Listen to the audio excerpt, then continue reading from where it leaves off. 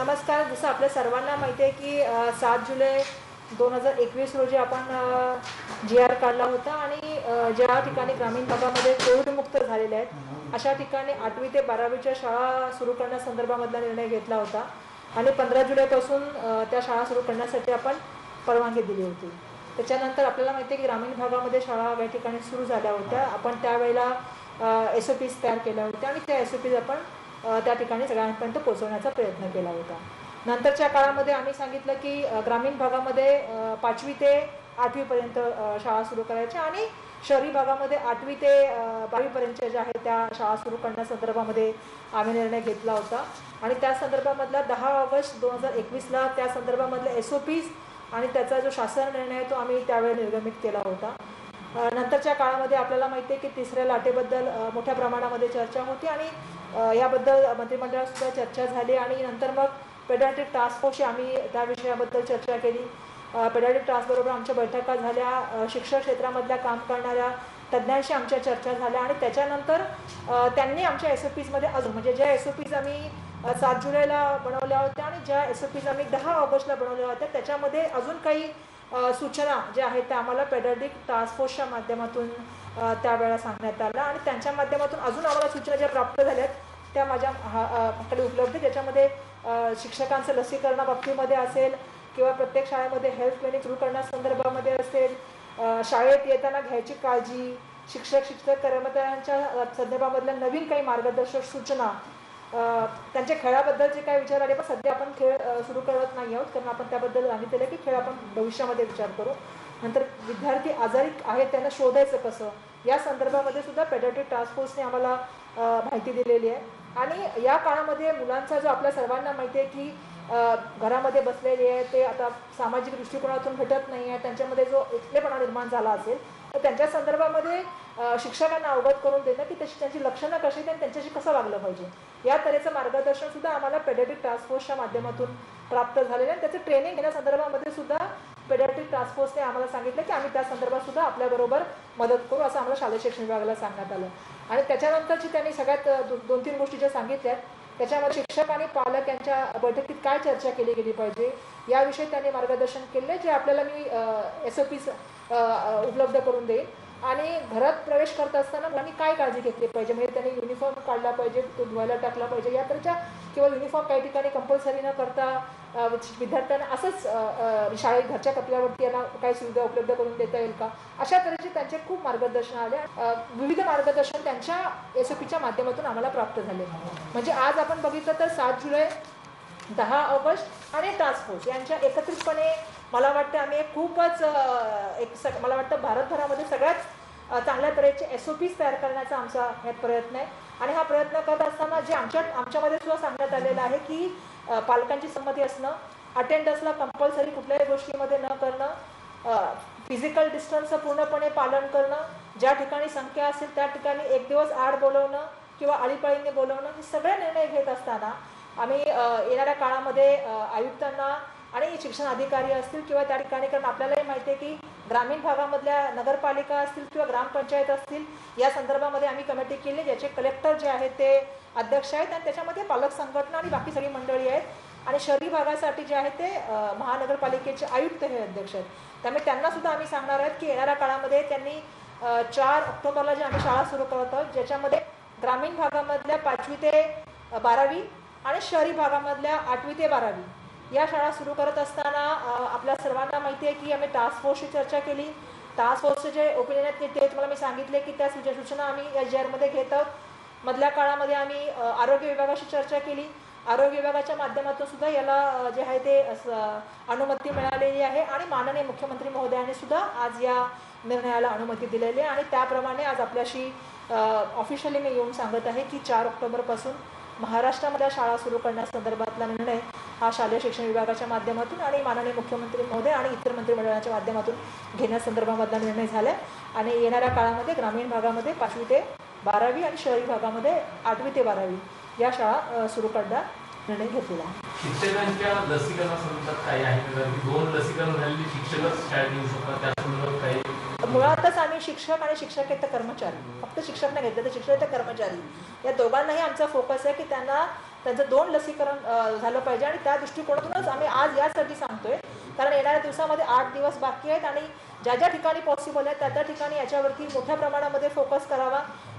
Task फोर्सच्या ज्या committee आहे त्यांचंसुद्धा रेकमेंडेशनमध्ये ही गोष्ट आलेली आहे आणि आमच्यासुद्धा SOPsमध्ये ही गोष्ट आहे आणि त्यामुळे याच्यावर सुद्धा आम्ही फोकस करणार आहोत आणि सातत्याने आम्ही एक गोष्ट सांगत आहोत की हे करत असताना पूर्णपणे काळजी घेऊन विद्यार्थ्यांच्या आरोग्याची आणि सुरक्षेची पूर्णपणे काळजी घेऊनच या ठिकाणी या ज्या आहेत त्या शाळा सुरू होतील आणि त्याच्यासाठी 8 दिवसामध्ये सर्व लागणारं प्रिपरेशन करावं म्हणून आम्ही तुमच्यासमोर आज आलेलो आहोत आणि सातत्याने आमचं या संदर्भामध्ये भविष्यात सुद्धा पाठपुरावा राहणार आहे. ताई, प्रामुख्याने विद्यार्थ्यांसाठी जशी नियमावली असणार आहे तशी पालकांसाठी काय नियमावली करतो का? त्यांना काही सूचना देतो शाळेत पाठवताना काय काळजी घेतली पाहिजे? नाही, बिलकुल आपण यावेळेला पालकांसाठी सुद्धा मोठ्या प्रमाणामध्ये सूचना देत आहोत की आपण विद्यार्थ्यांना कशा तऱ्हेने लक्ष दिलं पाहिजे, त्यांच्यावरती शाळेत जाताना काय काय काळजी घेतली पाहिजे की त्यांना मोठ्या प्रमाणामध्ये सुरक्षिततेमध्ये कसं वातावरण देतात या दृष्टिकोनातून तुम्ही जर बघाल तर घरामध्ये आल्यामुळे त्यांना स्नानगृह जाणे असेल किंवा युनिफॉर्म बदलणे असेल किंवा शिक्षकांशी त्यांनी काय चर्चा करायची, त्यांनी मास्क कशा तऱ्हेने उपलब्ध करून मुलांना द्यायचे,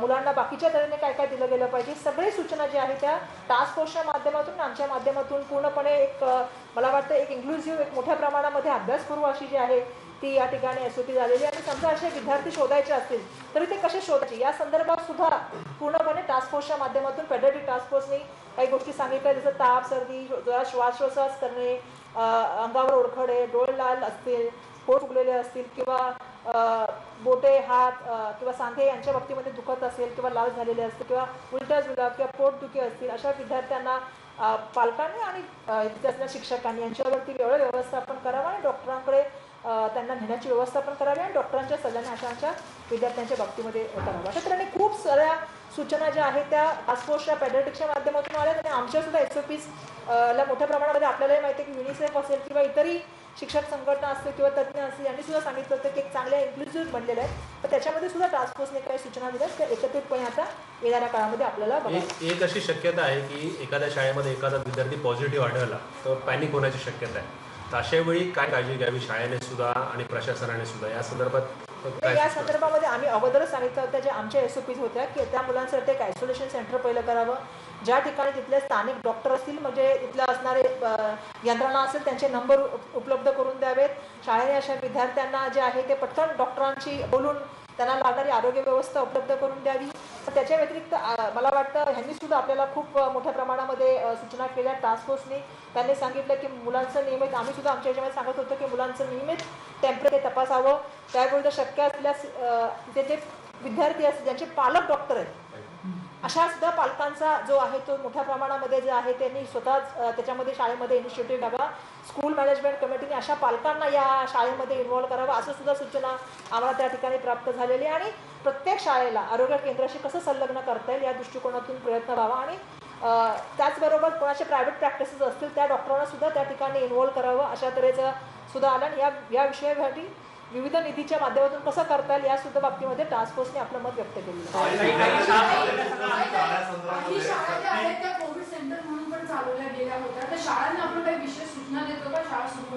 नाही, या संदर्भामध्ये आरोग्य बिलकुल नाही, सॅनिटायझर तर आपण सांगतोच आहोत आणि जे प्रश्न विचारलेला रश्मी की या ज्या शाळा ज्या कोविड सेंटर म्हणून किंवा क्वारंटाईन सेंटर म्हणून वापरल्या जातात मोठ्या प्रमाणामध्ये त्याच्या संदर्भामध्ये म्हणून आम्ही 8 दिवसामध्ये आधी सांगत आहोत की त्या ठिकाणचे असलेले कलेक्टर असतील किंवा आयुक्त असतील हे महानगरपालिकेमध्ये बघत असतात आणि जिल्हा लेवलला कलेक्टर किंवा CO याच्यामध्ये मोठ्या प्रमाणामध्ये बघत असतात. त्यांनी या ठिकाणी लक्ष द्यावं, ज्या ज्या ठिकाणी शक्य आहे त्या त्या ठिकाणी जर ते आता आपल्याला सुद्धा माहिती आहे कारण आरोग्य विभागाचं सुद्धा एक मत आलं की काही ठिकाणी 10च्या खाली जी आहे ती संख्या आहे ॲक्टिव्ह रुग्णांची, काही ठिकाणी 100च्या खाली आहे. अशा ठिकाणी ज्या ज्या ठिकाणी शक्य आहे त्या त्या ठिकाणी तिथल्या लोकांनी ते लक्ष देऊन पूर्णपणे आपण म्हणून याच्यामध्ये पूर्णपणे स्थानिक प्रशासनाला इन्व्हॉल्व करत आहोत, आपण तिथल्या पालकांना इन्व्हॉल्व करत आहोत आणि पालकांच्या संमतीशिवाय विद्यार्थी शाळेमध्ये येऊन असं सुद्धा आपण सांगत आहोत. त्यामुळे काळजी घेऊनच पूर्ण प्रयत्न करण्याचा आपल्या शाळा सुरू करण्याचा आपला प्रयत्न आहे. शाळेत उपस्थित राहण्यासंदर्भामध्ये ऐच्छिक असणार आहे की सक्रिय असणार आहे? बिलकुल मी सुरुवातीलाच सांगितलं की शाळेमध्ये घेत असताना पालकांची संमती असणं आणि कुठल्याही गोष्टीचं म्हणजे मग ती परीक्षा असेल किंवा इतर गोष्टीमध्ये प्रोत्साहनाच्या बाबतीमध्ये अटेंडन्स कंपल्सरी नसणं हे सुद्धा आम्ही आमच्या SOP मध्ये क्लिअरली सांगितलं. अशा वेळी ऑनलाईन पण सुरू होणार आहे का? बिलकुल आमचं ऑनलाईन तर सध्या तर आपल्याला माहिती आहे की कंटेंट आपल्याकडे सगळ्यांकडे उपलब्ध आहेत. यूट्यूबवर आपलं मटेरियल उपलब्ध आहे आणि त्यामुळे हे करत असताना कारण आपण जर बघितलं तर मोठ्या प्रमाणामध्ये जो सर्वे झाला त्याच्यामध्ये पालकांची इच्छा होती की शाळा सुरू कराव्यात, शिक्षक तज्ज्ञांची इच्छा होती शाळा सुरू कराव्यात आणि ते करत असताना पेडियाट्रिक टास्क फोर्सची इच्छा होती शाळा सुरू कराव्यात कारण मुलांचं एक भावविश्व असतं. मुलं आज घरी आहेत खूप म्हणजे जवळपास काही ठिकाणी तर मुलं 1.5 वर्ष घरी आहेत आणि अशा वेळेला बाहेर पडताना एक सुरक्षित वातावरण करून त्यांना मुलांना आणावं हा आमचा एक प्रयत्न आहे. पण त्याच्याबरोबरच इतर माध्यमातून सुद्धा आपल्याला त्यांना काही मदत करता आली की जशी मुलं कोण आजारी असतात तर अशा मुलं शाळेमध्ये येऊ शकत नाही अशा मुलांसाठी सुद्धा घरी बसून व्यवस्थापन असावं. अनेक शाळा ज्या आहेत त्या निवासी शाळा आहेत. निवासी शाळा संदर्भात काही निर्णय झाला आहे? अनेक हॉस्टेल्स आहेत. सध्या आम्ही निवासी शाळाबद्दलचा निर्णय घेतलेला नाहीये. सध्या आम्ही हा जो आहे तो हा फक्त रेग्युलर ज्या शाळा चालू त्यांच्या संदर्भात. अनेक मुलं शाळा बाह्य झाली या संपूर्ण काळामध्ये. अनेक मुलं हे स्थलांतर पण झालं आहे. तर ह्या मुलांना आपण परत कसं शाळांमध्ये यावं म्हणून प्रयत्न करणार विशेष. याच्यासाठीच आम्ही एक मोहीम करत आहोत कारण आमचा सगळ्यात महत्त्वाचा जो प्रश्न आहे आमच्यासमोर तो हाच आहे की या काळामध्ये किती मुलं बाजूला गेली म्हणजे ड्रॉपआउट झाली. कारण आपल्यालाही माहिती आहे की मार्जिनल एरियामधली मुलं जे पूर्णपणे शाळेमध्ये येत होती आता ज्यांच्याकडे कनेक्टिव्हिटीचा समस्या असेल किंवा घरामध्ये काही प्रश्न असतील किंवा मधल्या काळामध्ये स्थलांतरित झाले अशा विद्यार्थ्यांना बॅक टू स्कूल आम्ही आणण्यासंदर्भामध्ये सातत्याने प्रयत्न करत आहोत. जेव्हा एकदा शाळा सुरू होतील तेव्हा हळूहळू आम्हाला माहीत पडेल की असे किती विद्यार्थी आहेत जे सर्वसाधारणपणे मधल्या काळामध्ये आम्ही सुरू केलं होतं परंतु दुसऱ्या लाट आल्यानंतर महसूल विभाग असेल, महिला बाल विकास, शालेय शिक्षण विभाग आणि ग्रामीण विकास असं म्हणून आम्ही एक काम सुरू केलं होतं. येणाऱ्या काळामध्ये ते काम पुन्हा पुढे घेऊन जाण्याचा प्रयत्न करू आणि एक मोहीम राबवून या मुलांना शाळेच्या मुख्य प्रवाहात कसं वापस येता येईल किंवा घेऊन येता येईल यासाठी आमचा प्रयत्न होतो. जे शिक्षक आहेत त्यांनी त्वरित 2 डोस घ्यावेत अशा सूचना तुम्ही गेल्या वेळी केल्या होत्या. आता काहीच कालावधी राहिला आहे शाळा सुरू करण्यासंदर्भातला. किती शिक्षकांनी साधारणतः डबल डोस घेतलेले आहेत आणि किती बाकी आहेत? त्या संदर्भामध्ये सध्या तरी माझ्याकडे माहिती अवगत नाही परंतु मला असं वाटतं की आम्ही मागील काळामध्ये ग्रामीण भागामध्ये तर शाळा सुरू करण्यासंदर्भातला निर्णय घेतला होता त्यावेळी सुद्धा सांगितलं होतं आणि आता शहरी भागामध्ये सांगत असताना सुद्धा मधल्या काळामध्ये आम्ही 10 ऑगस्टला जो आमचा GR काढला होता त्याच्यामध्ये ह्या गोष्टीची नोंद केलेली आणि त्यामुळे मला वाटतं मोठ्या प्रमाणामध्ये कारण काल आम्ही प्रेझेंटेशन बघताना सुद्धा कोविडवरती आपल्याकडे लसीकरणाचं जे प्रमाण आहे ते आता दिवसेंदिवस वाढत आहे. त्यामुळे मला असं वाटतं की समजा कोणी बाकी असेल तर त्या संदर्भात सुद्धा या ठिकाणी जे आहे ते त्या ठिकाणच्या जिल्हा प्रशासनाने त्या संदर्भातला निर्णय घ्यावा. काही फक्त आता जी कॉलेजमध्ये मुलं जाणार आपण 8वी ते 12वी होतं विशेषतः मुंबईचा बघू शकतो. एक तर त्यांना लोकल ट्रेनसाठी आपण काय करणार आहोत का? शिक्षकांच्या पण लोकल ट्रेनच्या प्रवासासाठी आपण बोलणार आहोत का? मुंबईत काय स्कीम आहे साधारण कारण आपण शाळा बिलकुल या संदर्भात म्हणूनच आम्ही याच्यामध्ये जे आहे ते आयुक्तांना याच्यामध्ये इन्व्हॉल्व करत आहोत की त्यांच्या माध्यमातून आणि सध्या तरी शाळा जेव्हा सुरू होती तर स्थानिक प्रशासनामध्ये सुद्धा मोठ्या प्रमाणामध्ये मुलं येतील. हा एक नक्कीच प्रश्न आहे की शिक्षकांना येण्यासाठी लोकलच्या संदर्भामध्ये हे असेल पण आता मला वाटतं याच्यामध्ये माननीय मुख्यमंत्री महोदयांचा आणि मुख्य सचिवांचं सुद्धा याच्यामध्ये स्वाक्षरी आहे. त्यामुळे येणाऱ्या काळामध्ये या संदर्भामधला निर्णय त्यांच्या माध्यमातून होईल अशी अपेक्षा करतो. और हिंदी में जानना चाहेंगे कि स्कूल को लेके महाराष्ट्र सरकार ने क्या डिसीजन लिया है? प्रपोजल आपके डिपार्टमेंट की तरफ से दिया है स्कूल भी ओपन करने का? जैसे आप जानते हैं कि 7 जुलाई 2021 को जो है हमने स्कूल ओपनिंग का जो है वो GR ग्रामीण भाग के लिए निकाला था जिसमें 7 जुलाई में हमने कहा था कि 8वीं से लेकर 12वीं तक का जो स्कूल है वो शुरू किया जाए ग्रामीण भाग में जिसमें हमने पूरी तरह से उसकी SOPs बनाई थी और जिला लेवल पे कलेक्टर और वहाँ के जो पेरेंट्स हैं वहाँ की जो लोकल बॉडी है उसको ऑथराइज करके हमने वहाँ पे स्कूल शुरू करने का ग्रामीण भाग में निर्णय लिया था जिसके माध्यम से आप जानते हैं कि ग्रामीण भाग में स्कूल शुरू हुए थे. उसके बाद 10 अगस्त को जो है हमने सेकंड SOPs निकाले जिसमें 5वीं से लेके 7वीं तक बच्चों को ग्रामीण भाग में स्कूल शुरू करने की बात की थी और 8वीं से लेके 12वीं तक शहरी भागों में स्कूल शुरू करने की बात की थी.